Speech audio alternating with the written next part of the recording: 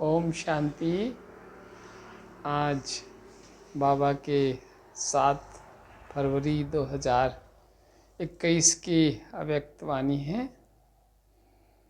आज बाबा ने हमें विशेष मास्टर सर्वशक्तिवान का टाइटल दिया है और आज की मुरली का जो शीर्षक है वो है तन मन धन और संबंध की शक्ति।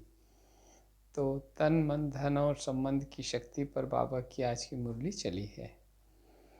तो बाबा ने कहा, आज सर्वशक्तिवान बाप अपने शक्तिशाली बच्चों को देख रहे हैं। हर एक ब्राह्मण आत्मा शक्तिशाली बनी है किंतु नंबरवार है। हर एक ब्राह्मण शक्तिशाली तो बना है पर नंबरवार है। सर्वशक्तिवान बाप का वर्षा और वरदाता का वरदान है। बाप और वरदाता के डबल संबंध से यह श्रेष्ठ प्राप्ति हर बच्चे को जन्म से ही हुई है, अर्थात जन्म सिद्ध अधिकार के रूप में प्राप्त हुई है।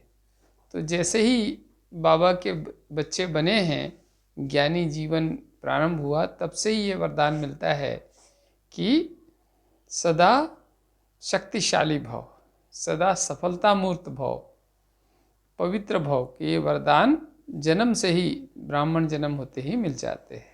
तो वही बाबा ने आज हम को समझाया है, क्योंकि बाबा वरदाता है ना, तो उससे वरदान तो सहज में ही उसका बच्चा बनते ही प्राप्त हो जाते हैं। फिर आज बाबा ने कहा, बाप तो सभी को सदा और सर्वशक्तिशाली बनाते हैं, लेकिन धारणा करने की शक्ति सबकी अपनी अपनी है, सबकी कम ज़्यादा है। इसी वजह से सब नंबरवार बन जाते हैं। बाबा सब कुछ एक जैसा बनाना चाहते हैं, राजा बेटा बनाना चाहते हैं, पर अपनी जो ग्रहण करने की क्षमता है, धारण करने की क्षमता है, हर एक आत्मा की अलग अलग होने के कारण सब नंबरवार पुरुषार्थ अनुसार हो जाते हैं। फिर बाबा ने कहा, चाहे लौकिक जीवन हो चाहे अलौकिक जीवन हो, दोनों में सफलता का आधार शक्तियाँ ही है। संसार में भी या बाबा के अलौकिक इस ज्ञान युक्त जीवन में भी, दोनों में सफलता का आधार ये शक्तियाँ ही है। शक्तियाँ, जितनी शक्तियाँ उतनी सफलता। तो बाबा के इस ज्ञान में भी अष्ट शक्तियों का बहुत महत्व है। तो अष्ट शक्तियाँ यदि राजयोग के द्वारा हमें प्राप्त होती है, यदि वो हमारे अंदर आ जाए तो हमारी सफलता निश्चित हो जाती है। तो बाबा कहते हैं फिर कि बाबा मुख्य 4 शक्तियाँ बाबा ने बताई है। तो तन मन, तन की शक्ति, मन की शक्ति, धन की शक्ति और संबंध की शक्ति। अगर चारों में से एक भी शक्ति कम है तो जीवन में सदा और सर्व सफलता नहीं होती है। तो इसलिए चारों ही शक्तियों का बहुत महत्व है। तो जब तन की शक्ति होती है तो तन से हम जो भी कोई छोटी मोटी बीमारी या कुछ रोग विकार भी आ जाते हैं तो सहज ही पार कर जाते हैं, और ड्रामा के निश्चय के आधार पर, बाबा की योग की शक्ति के आधार से हम उसको हंसते खेलते उस बीमारी को, उस व्याधि को भी सहज पार कर लेते हैं, क्योंकि तन की शक्ति हमारे अंदर भरपूर होती है। तन की शक्ति की भरपूरता ये है कि बीमारी होगी तो भी चेहरे में सदा एक तंदुरुस्ती, एक चेहरे में सदा एक रौनक होगी और एक अलौकिकता होगी, क्योंकि आत्मिक अनुभूति के कारण तन की बीमारी होते हुए भी मन और अन्य हमारी खुशी सदा नष्ट नहीं हो जाती पूरी तरह, और उस बीमारी से भी उमंग उत्साह के साथ बाहर आ जाते हैं। तो इसलिए बाबा ने तन की शक्ति की बात की। फिर मन की शक्ति के लिए बाबा ने कहा कि यदि मन की शक्ति भरपूर हो तो उमंग उत्साह सदा बना रहता है, सदा हिम्मत रहती है, दिल शिकस्त नहीं होते हैं, कैसी भी परिस्थिति में सदा मन शक्तिशाली रहता है, और निश्चय और नशा रहता है कि मैं तो बाबा का बच्चा हूँ, और उस निश्चय नशे से आने वाली हर बड़ी से बड़ी बाधा भी सहज पार हो जाती है और जैसे कुछ बाधा महसूस ही नहीं होती। तो इसलिए मन के शक्तिशाली होना भी आवश्यक है। तो मन की शक्ति भी बहुत ज़रूरी है। मनसा शक्ति होने से ही हम स्वयं भी शक्तिशाली बने रहते हैं और साथ साथ दूसरे आत्माओं को भी मनसा से शुभ भावना, शुभकामना और रहम की भावना सबके प्रति रख पाते हैं, सबके प्रति समान भावना रख पाते हैं और दूसरों को भी दुआएं दे पाते हैं और शुभ भावना, शुभकामना से सर्व के कल्याण की भावना रख करके आगे बढ़ जाते हैं। तो इसलिए मन की शक्ति भी आवश्यक है। इसी तरह धन की शक्ति, तो स्थूल धन की शक्ति तो अपनी जगह है, पर बाबा ने यहाँ ज्ञान धन की शक्ति पर विशेष बात कही है कि यदि ज्ञान धन की शक्ति आत्मा में हो तो वो स्थूल धन भी प्राप्त कर लेती है और सहज जीवन में सफलता भी प्राप्त करती है, क्योंकि ज्ञान धन सर्व धनों का राजा है और ज्ञान धन की प्राप्ति से ही सत्य की समझ आ जाती है। और मनुष्य आत्माओं में जब सत्य की समझ आती है तो वो जीवन में निश्चित ही सफलता को प्राप्त करते हैं।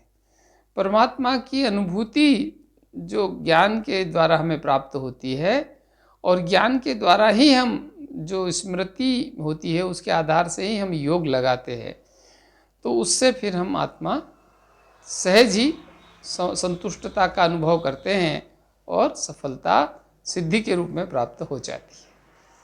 फिर बाबा ने चौथी शक्ति संबंध की शक्ति बताई है कि संबंध की शक्ति भी ऐसी है कि हमें बाबा से सर्व संबंध यदि हम अनुभव करते हैं तो हम सहज ही संसार के झूठे आकर्षण से मुक्त हो जाते हैं, बेहद की वैराग्य वृत्ति को धारण कर पाते हैं। बाबा से सर्व संबंधों की स्नेह और निस्वार्थ निष्काम भाव से जो हमें पालना या भासना मिलती है, जिससे हमें संसार की और संबंधों की आकर्षण नहीं रह जाती है। तो बाबा ने कहा कि संबंध की शक्ति भी आवश्यक है। फिर संबंध की शक्ति से ही हम ज्ञानी परिवार के भी समीप और सहयोगी सहजयोगी बन जाते हैं। बाबा के भी समीप आते हैं तो ज्ञानी परिवार से भी सहयोग हमें मिलता है। तो इस तरह से, क्योंकि उनसे स्नेह और सहयोग पूर्ण संबंध होने से उनसे सहज ही हमको सहयोग प्राप्त होता है और हम सहयोगी से सहजयोगी बन जाते हैं और सफलता फिर हमारे जीवन में आ जाती है।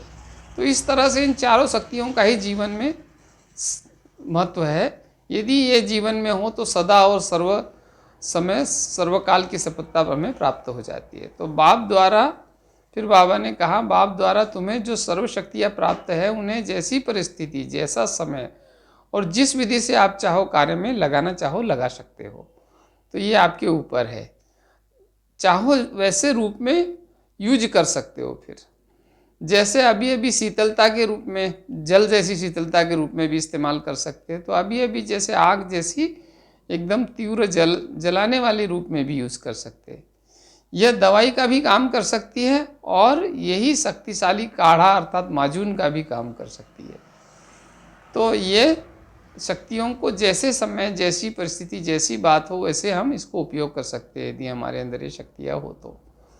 फिर बाबा ने आज कहा, यह सर्वशक्तियाँ आप मास्टर सर्वशक्तिवान की सेवाधारी है, तो हम इनके अधीन नहीं है, ये हमारी सेवाधारी है, हमारी अधीन है। जब जिसको ऑर्डर करो वह हाजिर हजूर कहा सहयोगी बनेगी, सिर्फ समय पर कार्य में लगाने की अथॉरिटी बनो। बाबा ने कहा इन सब शक्तियों की अथॉरिटी बनो, और वो तभी बन सकते हैं जब हम आत्मिक स्थिति की सीट पर सेट रहते हैं, तभी हम इन शक्तियों को अपना अधिकार इस पर प्राप्त कर सकते हैं। फिर बाबा ने कहा सेवा लेने वाले इतने चतुर सुजान भी होने चाहिए जो फिर इस सेवा का लाभ भी ले सके। तो ज्ञानी परिवार से हमें सेवा सहयोग मिलता है। बाबा भी हमें ऐसी ऐसी आत्माएं हमारे सहयोग के लिए भेजते हैं, पर हमें उनसे सेवा लेना भी आना चाहिए। फिर बाबा ने कहा मास्टर सर्वशक्तिवान, यह स्थिति कोई कम नहीं है, यह श्रेष्ठ स्थिति भी है और साथ साथ डायरेक्ट परमात्मा द्वारा प्राप्त परम टाइटल भी है। ये एक तरह का सर्वशक्तिमान का जो मास्टर सर्वशक्तिमान का टाइटल मिला है, ये भी एक महान टाइटल है। हमारे लिए कुछ भी असंभव नहीं है, क्योंकि हम तो सर्वशक्तिमान परमात्मा के मास्टर सर्वशक्तिमान बच्चे हैं। तो असंभव शब्द तो हमारी जैसे डिक्शनरी में ही नहीं है। बाबा ने कहा इसमें इतनी खुशी और शक्ति भरी हुई है, अगर इसी एक टाइटल की स्थिति रूपी सीट पर सेट रहो तो यह सर्वशक्तियाँ सदा के लिए हाजिर हमें अनुभव होती रहेगी। तो एक इस टाइटल पे भी सर्वशक्तिमान के यदि हम स्थित हो जाते हैं, सीट पर सेट हो जाते हैं, तो अष्ट शक्तियाँ हमारे सहज ही हमारे अनुभव में आ जाएगी। तो उसमें जैसे सहन शक्ति, सामना करने की, समाने की, परखने की, सहयोग, विस्तार, संकीर्ण करने की, तो ये अनेक परखने की शक्ति, ये सब शक्तियाँ हमारे सहज ही हमारे इसमें हाजिर हो जाएगी, अनुभव में आ जाएगी। फिर बाबा ने कहा संबंध में स्नेह और सहयोग की प्राप्ति होती है। इस जीवन में डबल संबंध भी की शक्ति प्राप्त होती है। कैसे? एक है बाप द्वारा सर्व संबंधों की प्राप्ति और दूसरा है दैवी परिवार द्वारा संबंध की प्राप्ति, जो सदा निष्काम और सहयोगी संबंध होते हैं। तो डबल हो गए ना। तो बाबा ने आज हमको इस बात पर भी कहा। फिर बाबा ने कहा कर्म भोग के वर्णन के बजाय कर्म योग की स्थिति का वर्णन करते हैं। जो बच्चे इन शक्तियों से भरपूर होते हैं वो कर्म भोग में भी कर्म भोग का वर्णन नहीं करते, बल्कि कर्म योग का वर्णन करते हैं, स्थिति का, कि किस तरह से कर्म भोग में भी कर्म योगी की अवस्था में रह सकते हैं। फिर बाबा ने कहा मालिक हो मन एकाग्र अर्थात एक ठिकाने पर स्थित रहता है या भटकता रहता है। कभी मन उदास नहीं हो सकता, क्योंकि वह तो सेवाधारी दास बन जाता है, तो उदास नहीं हो सकता फिर कभी। फिर बाबा ने कहा ज्ञान धन से प्रकृति के सर्व साधन स्वतः प्राप्त होते हैं। ज्ञान धन सब धनों का राजा है, और लौकिक दुनिया में तो संसार में वो स्थूल धन के पीछे भाग रहे हैं, पर बाबा ने कहा यहाँ तो बाबा ने हमको ज्ञान धन, यहाँ का knowledge is the source of income, तो जो यदि ज्ञान धन है तो उससे स्थूल धन भी हमें प्राप्त हो जाता है, वो उसको प्राप्त करने के निमित्त बन जाता है। तो इसलिए ज्ञान धन सर्वधनों का राजा है। फिर बाबा ने कहा शुभ भावना शुभकामना की धरनी सहज फल देने के निमित्त बनेगी।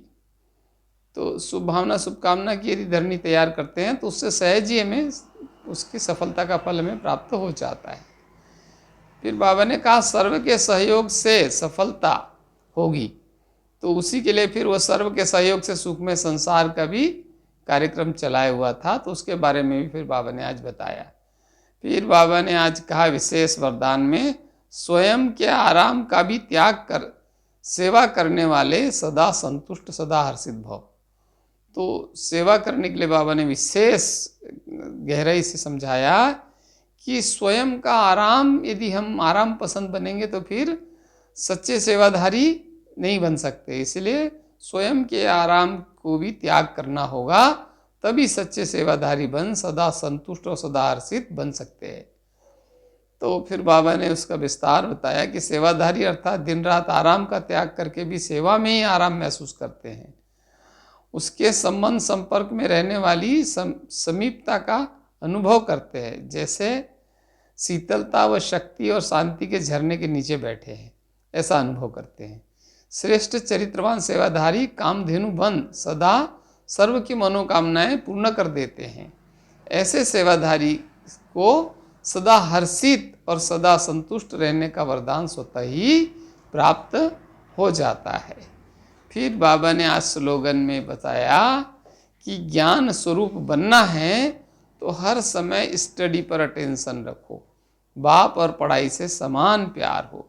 तो क्या कहा बाबा ने विशेष स्लोगन में कि ज्ञान स्वरूप बनना है, यदि हमें ज्ञान का मूर्त रूप बनना है, ज्ञान हमारे जीवन में धारण करना है, तो हर समय स्टडी पर अटेंशन। तो मुरली की हमारी जो पढ़ाई है उस पर जितना हम अटेंशन रखेंगे, जितना उसको सतर्क और चैतन्य होकर पढ़ेंगे, तो फिर बाप और पढ़ाई से समान प्यार हो जाएगा। फिर बाबा से भी प्यार होगा तो पढ़ाई से भी प्यार होगा, तो उनकी कभी मुरली मिस नहीं होगी। फिर वो कोई बहाना नहीं होगा कि मुरली इस वजह से नहीं हो सकी उसने। और वो दिन में भी कई बार मुरली पढ़ेंगे, मुरली का चिंतन मंथन करेंगे और पढ़ाई को अटेंशन के साथ पढ़ेंगे, तो इससे फिर बाबा से और पढ़ाई से समान प्यार हो जाएगा। अच्छा, ओम शांति।